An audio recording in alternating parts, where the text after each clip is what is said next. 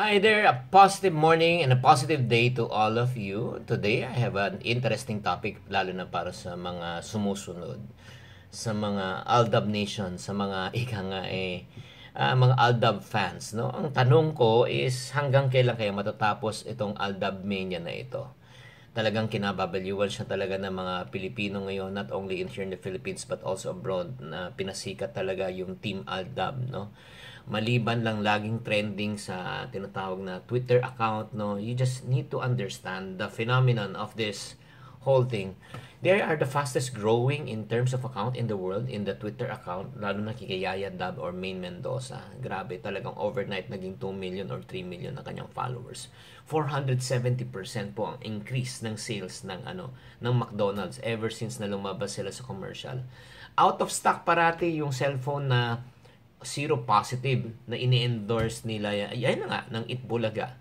In just 6 days, nung lumabas ang magazine ni Alden na nasa siya ay nasa cover, sold out. At pati na rin yung lipstick brand na hindi naman ini-endorse ni Yaya Dab, naubos na rin, no? Naubos na rin sa bilihan. Yun yung latest na phenomena na nangyari. Yung Ticket World announced that, yun nga, 70,000 tickets ba yun? Sold out in 3 days. It's really a phenomenon. Bakit nga ba talagang ganun kalaki na lang impluensya at ganun ka talagang kasikat ang yung mga si Alden at saka si Yaya Dab, no, sa mga Pinoy? One of the obvious reasons that I personally, as a wealth coach and a life coach, really observe is because they give inspiration to the Filipino. The word is inspiration. Ha? Anong inspiration? Nagpapatawa lang naman sila. Wala naman silang ginagawa kundi mag-dub smash or if not, sumayaw. Diba? Para sa iba, ang tingin nila ulit ay kababawan. Well, sa totoo lang, kahit para sa iba ito ay ulit kababawan, tumatagos naman to ng malalim ang kanilang inspirasyon sa puso ng maraming tao.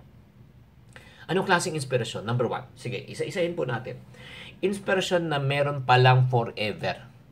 Sa panahon na ang pag-ibig ay parang cellphone na, yun nga, kapag naluma, napagsawaan, anong gagawin? Pinapalitan na, ina-upgrade na. In reality, sa pag-ibig, hindi natin pwedeng gawin yan. True love is not about feelings and emotion, but true love is all about a commitment and a choice. Kaya ito, kailangan ipaglaban po natin ang pag-ibig, no? Kahit nahihirapan na tayo. Kahit hindi comfortable ang sitwasyon, sa tunay na pag-ibig, kailangan ayusin mo. Hindi porket na hindi na kayo, may nakikita na kayong mga defects, no? At pagkakamali sa isa't isa bilang mag-asawa or let's say bilang magkatipan, you give it up. No. Dapat ipaglaban natin na dapat tayo ang magkasama forever bilang mag-asawa. 'Di ba? Katulad ng ginagawa ni Alden at saka ni, 'di ba, na pinaglalaban niya na lahat para makita lang niya at makasama lang niya si Yaya Dab kahit sa isang saglit. Kahit sa isang saglit.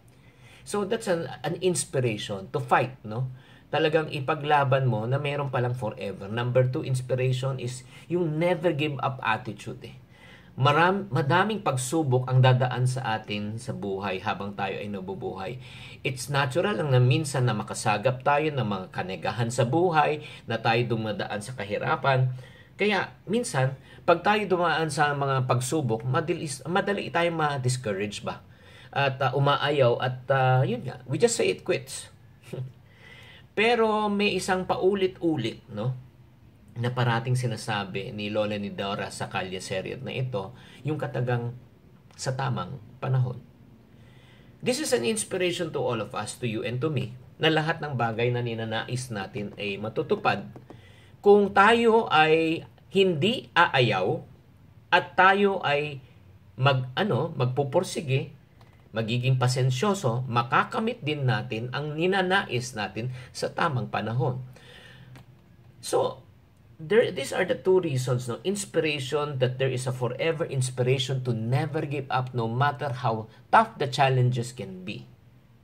Now, if I would have to ask you, kaya tatanungin ko, ano sa palagay nyo? Tatagal ba tong Kalye Serye na ito? Ito ang aking final conclusion, no? Again, personal lang naman to. You may agree or disagree. Ang paniniwala ko hanggat ipagpapatuloy ng love team na ito na magiging, yun nga, sa pagpapakilig, pagbibigay ng inspirasyon at pagkakalat ng mga positive vibes, ha? Positive vibes. Patuloy na madadagdagan ang rason na para tangkilikin at kabaliwan ito ng mga Pinoy. Dito na rin natin napatunayan na hindi mo kailangan, ito lang, mag-green joke, no? Mambastos ng iyong kapwa para magbigay ka ng aliw sa inyong manunood. You just need to be an inspiration to others in order for you to live a life of meaning and substance. That's the reason why I'm really so encouraged on a daily basis to do this. For me, this is not a job, this is not a task, this is not paid, this is for free. But I really love doing this because I know this will give an inspiration to many people. So, right now, personal question, mga kapatid na nanonood ngayon, ikaw ba ay kasama sa Aldab Nation? Nababaliw ka rin ba sa Aldab? Kung oo, pwede bang pakishare lang, pakitype na lang kung bakit. So, not only that, I would also challenge you today. Not only that we should be inspired, we should also live a life of inspiration. Ikaw ba, yung buhay natin ay nagiging inspirasyon ka at nagbibigay rin ng positive vibes din sa mga taong nakapaligid po sa atin?